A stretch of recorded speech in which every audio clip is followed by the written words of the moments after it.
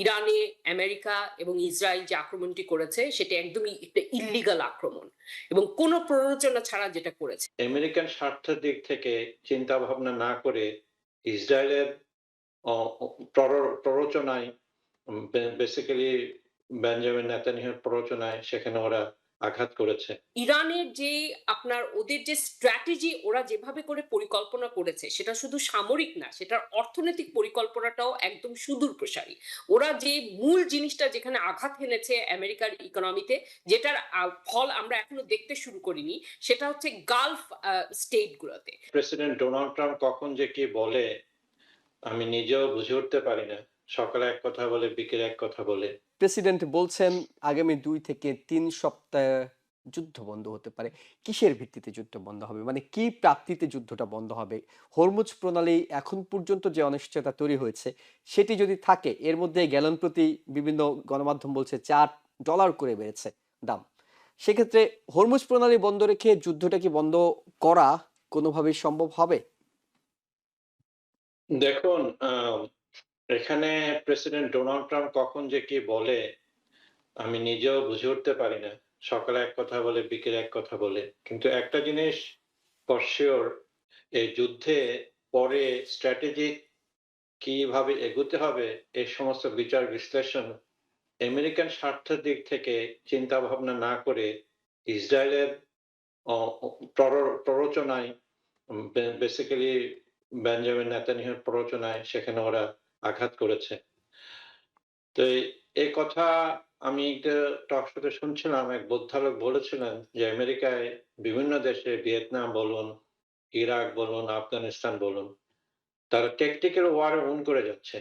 Definitely যেভাবে ওরা American air power এবং ইসরায়েলি এয়ার পাওয়ার ইরানের অনেক ক্ষতি সাধন করেছে ওদের মিলিটারি এস্টাবলিশমেন্ট, ওদের অস্ত্রপাতি, যন্ত্রাংশ। এগুলো সত্যি কথা। কিন্তু এটা দিয়ে কি তাদের যে স্ট্র্যাটেজিক গোলটা কি সেটা কি অ্যাচিভ করতে যাচ্ছে? স্ট্র্যাটেজিক গোল ছিল একসময় যে রেজিম চেঞ্জ করা। ওরা মনে করেছিল যে ইরান ভেনেজুয়েলার মতো মদুরোকে তুলে নিয়ে আসবে, নেক্সট ইন লাইন মানে মানে তাদের কথা মতো চলবে। সেটাই হচ্ছে বেসিক্যালি। আমেরিকা তো বিশ্বের ১ নম্বর অর্থনৈতিক শক্তিশালী দেশ। সামরিক শক্তিও ১ নম্বর। সেখানে আমেরিকা ভেবেছিল যে আমরা যাব, জয় করব। কিন্তু এখন ১ মাস পরে এসে যেটি দাঁড়াচ্ছে, আমি সামরিক শক্তি, সামরিক জয় পরাজয়ের বিষয়টি যদি নাও আনি, অর্থনীতিটা মূল ফ্যাক্টর হয়ে উঠছে। ইরান পুরো বিশ্ব অর্থনীতি ব্যবস্থাপনাকে কাঁপিয়ে দিতে চেয়েছে, নড়বড়ে করে দিতে চেয়েছে। সেটির চাপ এই যুদ্ধবন্ধে কতটা ১ নম্বর ইস্যু হয়ে কাজ করছে?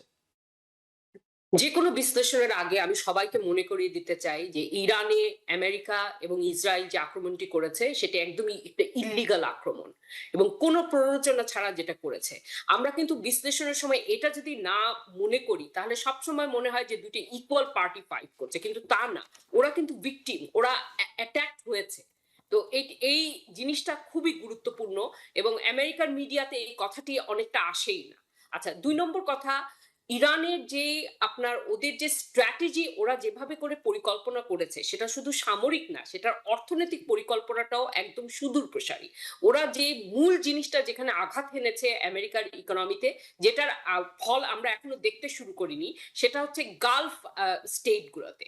সেই স্টেট গুলোর যদি আপনার ইকোনমিতে আঘাত হানা হয়, ওদের কি করে, আমাদের যেটা আমেরিকার সাথে গালফ স্টেটের যেই আপনার ডিল আছে সেটা হচ্ছে পেট্রো ডলার। ওদের সমস্ত আপনার আ আ আ কি বলে সমস্ত ওদের তেলের যত আদান-প্রদান, আমদানি-রপ্তানি ওরা ডলার দিয়ে করবে এবং সেই ডলার ওরা কিন্তু আবার বিনিয়োগ করবে আমেরিকার অর্থনীতিতে। এবং এখন যখন দেখা যাচ্ছে এই যে গালফ স্টেট গুলো শুধু যে আক্রান্ত তা না। ওদের যে ব্র্যান্ডটা ছিল যে যেকোনো মানুষ এখানে আসো, ইনভেস্ট করো, এখানে সম্পত্তি কিনো, এখানে তুমি যা খুশি করো, তুমি সুখে মানে তোমার যদি টাকা থাকে তুমি দুবাই, কাতার, আবুধাবি তুমি রাজার হালে তুমি থাকতে পারবে। No question asked. ওই ব্র্যান্ডটা কিন্তু অলরেডি ধ্বংস হয়ে গেছে। ওই নিরাপত্তা তারা কোনদিন দিতে পারবে না। আমেরিকান যতগুলো বেস ছিল, আমরা শুনছি আমেরিকার মিডিয়াতে যে শব্দটি ব্যবহার করা হয় ড্যামেজ। কিন্তু অনেকগুলো এমনভাবে তারা আঘাতপ্রাপ্ত হয়েছে, যে ওগুলোকে আবার ঠিক করার জন্য, পুনর্নির্মাণের জন্য যে পরিমাণে অর্থ বিনিয়োগ করতে হবে, সেই পরিমাণে অর্থ আমেরিকা করতে পারবে না। প্লাস এখন কিন্তু অনেকগুলো দেশ আছে, যেমন কাতার, তারা কিন্তু এই বেইসে আর আগ্রহীও না। হ্যাঁ? এবং সবচেয়ে বড় কথা, শুধু ওইখানের বেইসের কথা না, ওইখানের ইকোনমিতে যদি ধস নামে, তাহলে ওখান থেকে যে বিনিয়োগটা আমেরিকার ইকোনমিতে হয়, সেটা কিন্তু হবে না। প্লাস ওইখানে যে আক্রমণগুলো করা হয়েছে, এতে আপনার যেই শুধু যে আমরা হরমুজ প্রণালীর কথা বলছি, সেখানে তো আমরা আমদানি রপ্তানির কথা বলছি গ্যাসের, তাই না? কিন্তু ওখানে গ্যাসের উৎপাদন পর্যন্ত কমে গেছে। এখনো কিন্তু বিশ্ব অর্থনীতিতে পুরাপুরি প্রভাবটা পড়েনি। এটা যুদ্ধ যখনই বন্ধ হোক না কেন, যত দীর্ঘায়িত হবে এটা আরো খারাপ প্রভাব হবে। কিন্তু এখনো যদি যুদ্ধ বন্ধ হয়ে যায়, কয়েক সপ্তাহের মধ্যে আমরা এটার খুব খারাপ প্রভাব দেখব। এবং সবচেয়ে বড় কথা, আমেরিকা থেকে অনেক বিনিয়োগ সরে যাবে।